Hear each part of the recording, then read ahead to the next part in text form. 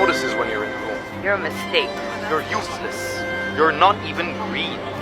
You look rotten. Are you really even alive? I like you the way you are.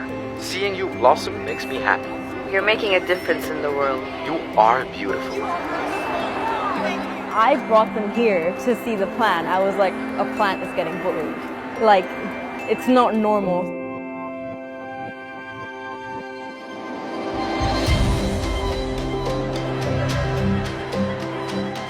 I think it's an excellent project.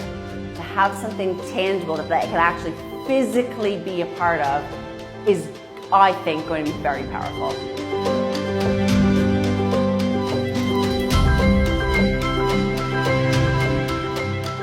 As the weeks passed, I started noticing that the one that was being bullied started kind of to droop.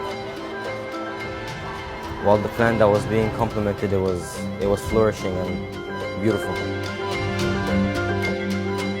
It's raised the profile massively of different forms of bullying and the effects that bullying can have on people.